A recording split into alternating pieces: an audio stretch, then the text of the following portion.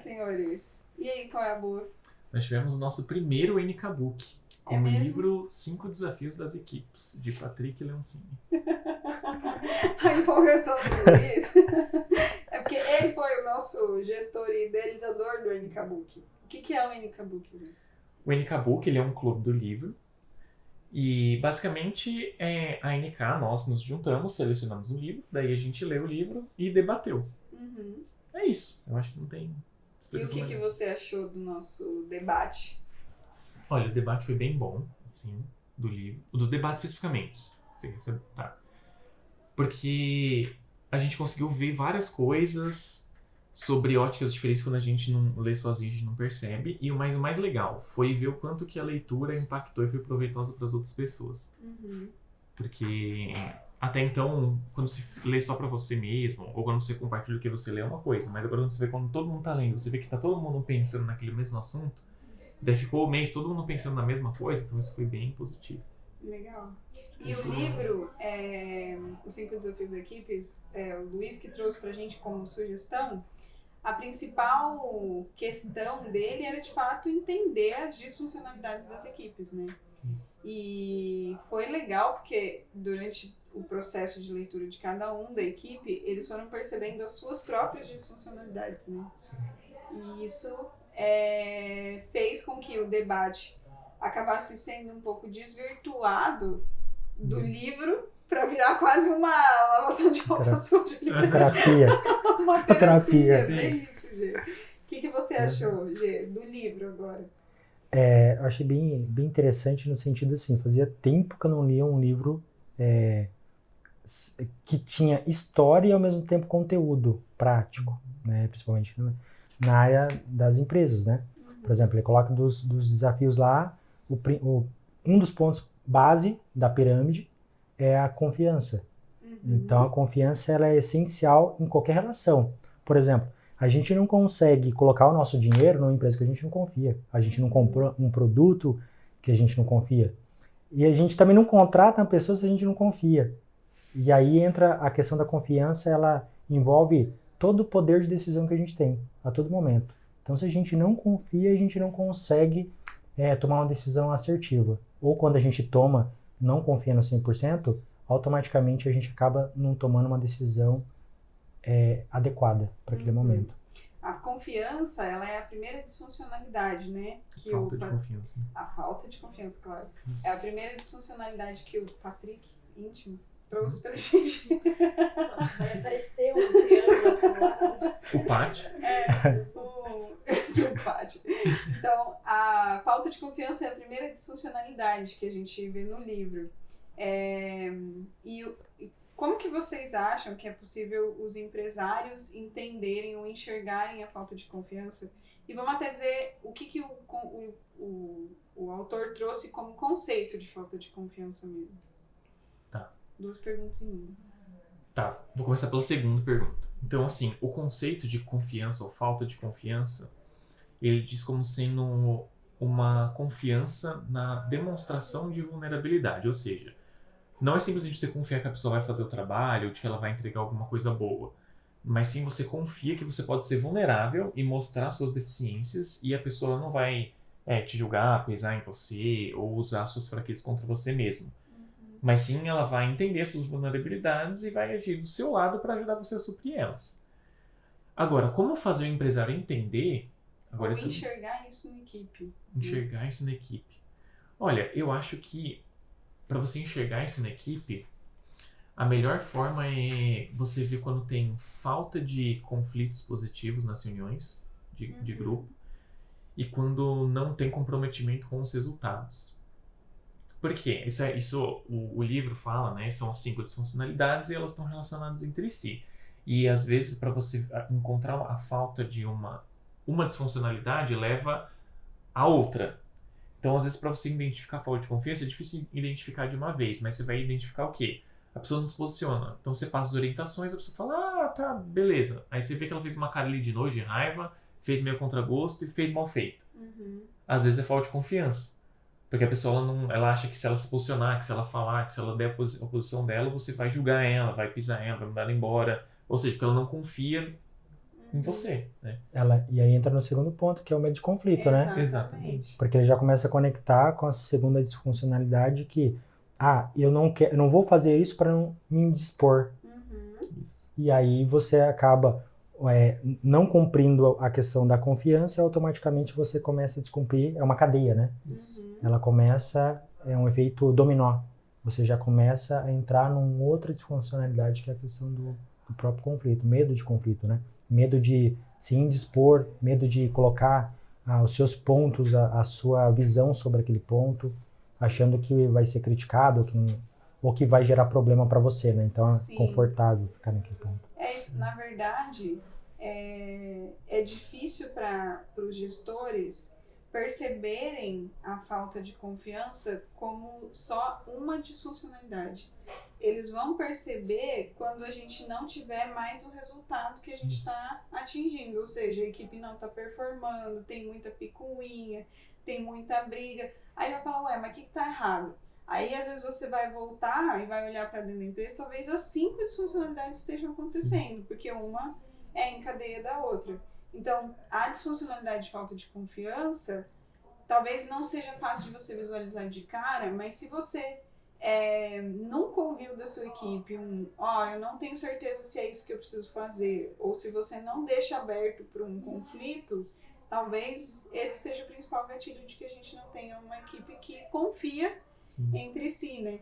Quando você, empresário, faz um microgerenciamento, de certa forma, você não está confiando que sua equipe consiga performar, porque você não conhece as vulnerabilidades dela. Porque eles têm medo de falar quais são as suas vulnerabilidades, né, para não receber alguma punição ou alguma coisa do tipo. Então, de um modo geral, a disfuncionalidade é muito difícil de que ela venha sozinha, né? E aqui na MK, a gente tem um problema grande, que é a hora do almoço. A gente tem um sofá, um monte de gente que almoça. É um sofá, um degrau e uma escada, 2 banquetas. E a galera fica debatendo assuntos calorosos e acalorados, né, na hora do almoço. E a gente já falou que se der briga de verdade a gente tira o sofá. Não tem como tirar a escada, não tem como tirar o degrau, mas o sofá a gente tira. Mas, claro que a discussão acaba sendo por temas muito aleatórios. Mas aqui na NK, de certa forma, a gente acaba levando isso como cultura para as pessoas debaterem e se posicionarem quando elas não concordam com determinadas coisas, independente do que seja, independente de com quem seja. Como que vocês acham que é possível os empresários começarem a implementar esses debates dentro da empresa para que a gente elimine a segunda disfuncionalidade, que é medo de conflitos? É uma boa pergunta. Acho que entra a base dos princípios, né? Entra lá naquele NK Talks que a gente teve, dos princípios da empresa. Os princípios norteadores.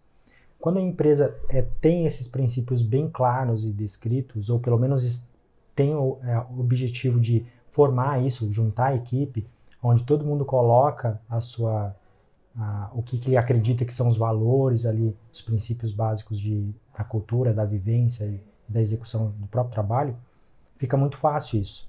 Então, assim, não fácil, fica muito mais simples a execução.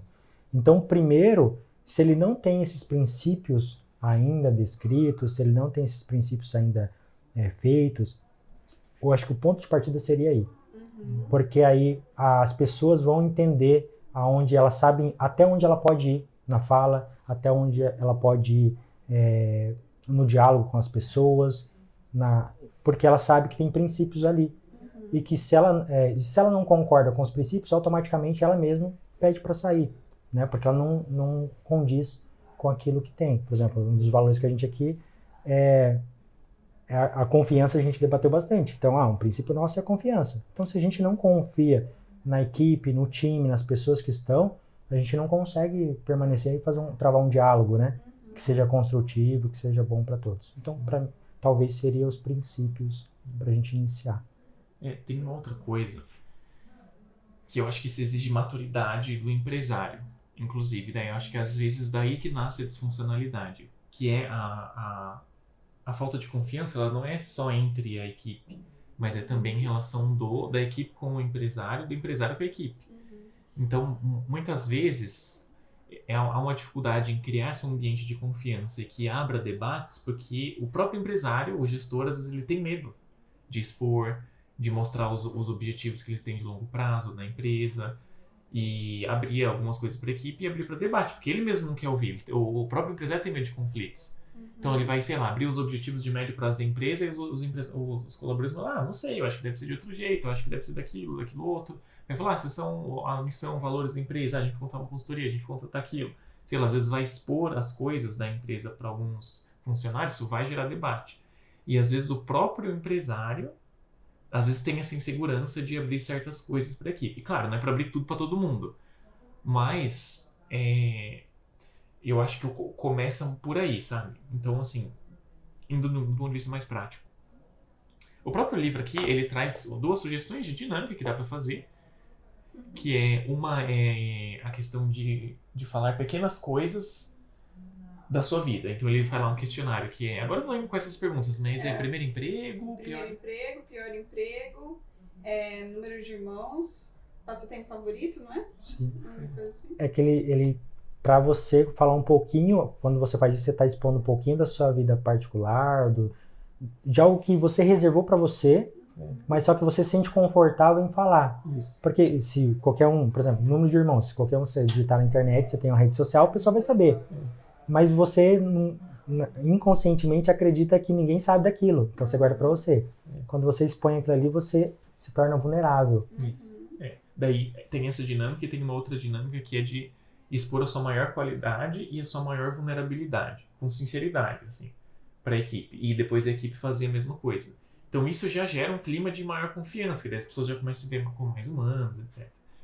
Daí outra coisa interessante, até isso aqui na NK a gente tem também, que são os all hands, ou seja, reuniões mensais, onde a gente debate tanto dá feedbacks com relação a como foi o trabalho do mês, como também expõe alguns objetivos de médio e longo prazo, ou algumas mudanças e melhorias que estão sendo feitas aqui na empresa. Então eu acho que a primeira coisa é o gestor pensar nessa questão de que se ele de fato está aberto a conflitos, ele de fato está aberto a debates, daí eu acho que vale a pena ter essas reuniões mensais e nessas reuniões mensais procurar algumas dinâmicas como essa. Tem várias dinâmicas para procurar na internet, mas acho que é por aí, assim. Essa dinâmica dos pontos fracos e pontos fortes a gente fez e a gente começou pela gente. A gente tinha feito antes aqui na sala, né, os sócios, e a gente ficou pensando, nossa, mas sério que a gente vai falar isso, né?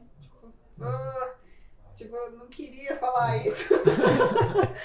Mas eu acho que a intenção é justamente essa, é você mostrar que, tipo, beleza, a gente tá no comando, é a gente que tá levando o barco, mas que a gente também tem pontos fracos, e os pontos fracos são legítimos, né, assim como qualquer ponto forte também. Mas eu acho que, de fato, quando o empresário não tem muita maturidade para entender que a equipe precisa participar das coisas e que ela vem e que toda imposição é muito difícil da equipe acatar, né? Porque se a gente não entende o porquê, fica difícil da gente saber, da gente aceitar qualquer mudança ou qualquer sugestão. Tudo fica mais difícil quando você não entende esse processo todo. Se você abre o canal para aceitar opiniões, você não precisa aceitar todas, né? Claro. Há discordâncias, mas fica mais fácil de você conseguir gerenciar e até escutar as opiniões das pessoas, né? De um modo geral. Mas é difícil, porque numa empresa, quem fica são sempre os donos, né? Os funcionários, eles entram e saem, e aí quem ficam são sempre os donos. Claro que às vezes a gente tem funcionários de longa data, a gente espera que a maior parte das pessoas não saiam. Mas é difícil, porque querendo ou não, é a sua vida que está em jogo ali, né? É você que está correndo o risco. Só que se você não assumir o risco de abrir e de fazer todo mundo participar, o seu risco vai ser muito maior, porque daí o risco fica 100% com você. Isso. Se você abre a conversa, você acaba diluindo e expondo um pouco mais o risco para outras pessoas. Então a gente já teve 2 disfuncionalidades que a gente levantou: a falta de confiança e a de medo de conflitos. A terceira disfuncionalidade que a gente vê é a falta de comprometimento, que também, como a gente vem falando, é uma decorrência das outras 2. O que seria a falta de comprometimento, Luiz? A falta de comprometimento, ela é basicamente no triângulo ele coloca ali ambiguidade, né? Então como que é? É quando as pessoas, os funcionários, eles até fazem aquilo que foi imposto, mas eles não estão emocionalmente confortáveis ou concordando com aquilo, e eles não estão engajados no processo. Então, ou eles vão entregar o mínimo possível, só para não ser mandados embora, ou às vezes eles não vão entregar nada, ou eles vão entregar por um pouco período de tempo, aí depois de um tempo eles vão falar, isso não é para mim, e vão sair da empresa. É basicamente isso, a falta de comprometimento. E a falta de comprometimento, ela acontece justamente porque a maior parte das pessoas não participa da decisão. Ela não participa da construção. Simplesmente foi jogado, ó, é assim que vai ser, façam. Aqui são as metas, vão lá atrás para mim. Isso. E as pessoas vão, né? E aí fica mais difícil mesmo. A outra disfuncionalidade, ela é a disfuncionalidade de evitar a responsabilidade dos outros. Essa foi uma disfuncionalidade que eu achei muito legal, o nome. Assim, acho que foi uma disfuncionalidade importante de se dar nome. Sim. Porque é a questão da politicagem. A gente evita de falar erros das outras pessoas para não se indispor. E a consequência disso é a gente ter um trabalho medíocre, né? Fica todo mundo mais ou menos porque você não quer falar que o trabalho da outra pessoa tá ruim. Só que ao mesmo tempo, você precisa falar que o trabalho da outra pessoa tá ruim olhando para o trabalho, não que a pessoa é ruim, né? Por isso que é importante confiança. Separar as coisas, né? Bem isso. E aí, essa questão da politicagem, ela afeta empresas de todos os tamanhos, né? Porque às vezes são parentes que trabalham junto que não querem se indispor, são amigos que trabalham junto que não querem se indispor, e até, tipo, pessoas que nem se conhecem e não querem se indispor. Tem medo de conflitos e não querem, tipo, responsabilizar a outra pessoa. E isso leva até pro empresário, que a gente já viu aqui também, uma certa dificuldade de se impor, às vezes, porque tem medo de perder a pessoa. Só que daí aceita resultados e se atola com medo de cobrar um resultado que, pô, você poderia ter feito melhor o seu trabalho se você tivesse mais comprometido, se você tivesse com confiança, se você tivesse sem medo de conflitos, né? Exatamente. Qual que você acha... me fala então, Luiz, sobre a última disfuncionalidade pra gente fechar. Que é a falta de atenção aos resultados, né? Isso.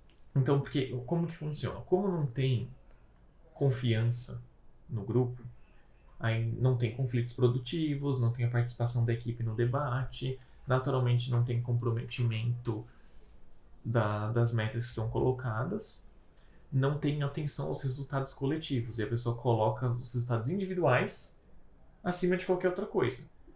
Então, ou seja, geralmente a pessoa ela tem, por exemplo, um setor. No grupo aqui, no livro, ele dá o exemplo, né, dos executivos de uma empresa, cada um com uma área. E a equipe que tem no livro é a equipe dos executivos, que basicamente representa a empresa como um todo. Daí, às vezes, um setor de uma empresa fica pensando só nela e não se compromete com o resto da equipe. Então, vamos supor, é como se fosse aqui na NK, que a gente tem os times de consultoria, de RH e de marketing. Se não tem uma boa relação entre os setores, às vezes o marketing começa a ficar desconectado com a consultoria, e se os times de consultoria não estão indo bem, o marketing não está nem aí, e vice-versa. A consultoria não está nem aí para o marketing, se o marketing não vai bem, só está preocupado com os próprios clientes. Então, às vezes acaba acontecendo isso. Então, às vezes, ou se não, aqui na NK também a gente é dividido em times, ou squads, né, que atende um grupo de clientes. Às vezes um squad pode ficar descomprometido com as metas da NK como um todo. Daí coloca as metas individuais lá, fica só entre si, às vezes o squad fala mal de outros squads, não sei, fica contra a gestão, e acaba acontecendo isso, justamente porque não há uma coesão na equipe. Então, isso pode acontecer tanto em mini grupos dentro da empresa, quanto em uma pessoa só. Que daí ela nunca se compromete com os resultados coletivos, ela só tá ali só para fazer o que lhe convém, e daí quando fala, não, cansei aqui desse grupo, vou procurar um emprego melhor, vai embora. Essa é a última disfuncionalidade, quando a pessoa para de colocar os objetivos do grupo em primeiro plano e coloca só os objetivos individuais. Não, isso não quer dizer que não é para você não ter objetivos individuais, né? Quer dizer que para crescer é importante olhar os objetivos do grupo e seguir em grupo para caminhar, porque não tem como você ser interessante só para você dentro da empresa toda, né? De todas as disfuncionalidades, quais vocês acham que é a mais sensível, assim? A que se você passar do ponto, você perde, sabe? Por exemplo, a de confiança, se você se expõe muito, perde. Ou a de medo de conflito. Se você conflita muito, se perde. Quais vocês acham que é a mais sensível no que trata, que é mais fácil do empresário se perder? Eu acho que aí entra a questão da própria confiança que a gente colocou, que vai afetar os outros, mas a questão do confundir confiança com respeito. Porque às vezes o excesso de confiança no outro permite às vezes alguns vocabulários, algumas formas de lidar no dia a dia que não condiz com o ambiente e nem com as pessoas. E às vezes a pessoa passa disso, é um grande amigo, eu chamo de uma forma diferente. E aí eu não trato a pessoa com respeito, como profissional na área, né? Então, eu acho que o excesso de confiança sem o zelo pelo respeito é fundamental. Eu acredito que talvez o respeito, se a gente conectar com todos eles, ele vai balancear o tempo todo. É o bom senso. É o bom senso. Ele vai fazer essa balança entre a gente não passar do ponto. Sempre que eu tiver um respeito na outra pessoa, independentemente se ela faz parte do meu squad, do meu time ou não, eu consigo tomar decisões mais assertivas. Então, acredito que, por empresário, para as pessoas que nos ouvem, eu acredito que se você lidar com respeito com as outras pessoas, é muito simples você conseguir saber até onde você pode ir ou não. Até onde você pode se mostrar vulnerável ou não. Exato. A gente já viu casos aqui no Unicad que o gestor, ele era muito amigo da equipe. E isso fazia com que a equipe não respeitasse ele, porque passou do ponto, né? Acabava que os funcionários não estavam performando, ele tinha medo de responsabilizar, até medo de conflitos, né? E aí acabou que a empresa fechou, porque não dava certo a maneira de gestão mesmo. Porque você expor a sua vulnerabilidade, você parte do princípio de que a pessoa não vai usar essa vulnerabilidade contra você. Sim. Seja falando, né? Seja sabendo da sua vulnerabilidade e agindo de determinada forma. Sim. Então, quando há essa quebra dessa confiança que foi tentada ser estabelecida com essa vulnerabilidade, deu certo a construção da minha frase, né? Deu. Eu tô pensando também. É que você tá falando e eu tô pensando no que eu vou falar junto. Foi muitas palavras. Eu nem lembro o que eu... Que droga. Que eu tava... Fiquei tão focado em todas as palavras. Não, você tá falando da vulnerabilidade, que você não pode passar do ponto, que você não pode mostrar tanta vulnerabilidade assim. Quando há a quebra da confiança por conta da exposição da vulnerabilidade, se quebra uma relação, né? Claro. E a gente não consegue manter a relação com a pessoa, e aí acaba que não dá certo mesmo e é melhor o desligamento, né? Então, assim, para você que tem uma equipe e que quer entender um pouquinho mais, a gente quis trazer algumas pílulas do que o nosso amigo Patrick trouxe no livro. O livro é muito fácil de ler, até por isso que a gente escolheu ele como nosso primeiro do Unicabook, porque ele conta primeiro uma fábula, né, que nem o G falou, ele conta primeiro uma história e depois ele vem com os conceitos. Ele mostra a aplicabilidade de você conseguir fazer essa questão dos pontos essa questão das disfuncionalidades de fato. Eu começaria com essa dinâmica dos pontos fracos e pontos fortes, essa dinâmica de você falar sobre coisas pessoais, assim, porque as pessoas às vezes não se conhecem efetivamente. E se vocês quiserem debater com a gente também, li, não concordei, manda aí pra gente que a gente vai discutir com o maior prazer, porque tá todo mundo afiado com relação a esse livro. Também eu queria dizer que a gente já tem o nosso próximo livro do Unicabook, que é esse aqui, Empresas Feitas para Vencer, do Jim Collins. Que o Luiz tem uma crítica ao tradutor. Sim, horrível o nome. Parece estragou o nome do livro, porque não passa credibilidade nenhuma esse título. O título em inglês é Good to Great, que é o de boas para excelentes, e não feito para vencer. Ficou muito, sei lá, romântico básico. esse nome. Não faz o menor sentido. É igual outro livro. É muito bom. É excelente o livro. É igual aquele livro Arte de Fazer Acontecer. É o melhor livro de organização pessoal que tem, mas esse título não parece bom, parece um livro de autoajuda chato. Assim.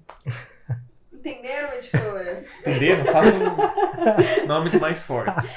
Então, pro próximo NCABUC, vai ser Empresas Proibidas para Vencer. Quem estiver assistindo dos nossos clientes e quiser participar, a gente vai dividir esse debate em 2 partes, até a gente, nem sei se a gente a gente vai dividir em 2 partes, Isso. porque é um livro bem complexo, assim, ele dá muitos tapas na cara de qualquer gestor, Isso. porque você acha que sua empresa é linda, daí você lê e você fala, meu Deus, o que tá acontecendo? Eu nunca vou ser great, né? Uhum. Nunca vou ser good to great. Então é bem legal. E a gente vai tentar sempre gravar um resuminho para deixar organizado, para deixar registrado as principais percepções que a gente teve de cada livro. E é isso. Alguma Sim. coisa? E só dizendo que esse livro, o primeiro livro, ele começa a complementar o segundo. Porque o primeiro ponto de uma empresa que antes é boa e vira excelente é o princípio que é primeiro quem, depois o quê. Então, a base de uma empresa excelente são as pessoas e a relação entre elas. E então, você entender o livro, Os 5 Desafios das Equipes, vai ajudar você a fazer uma equipe boa, que vai ser a base para você pensar em todo o resto. Porque o resto vem depois das pessoas que estão na empresa. É isso aí. E as eu não vou dar spoiler. Esse é o Isso é o próximo.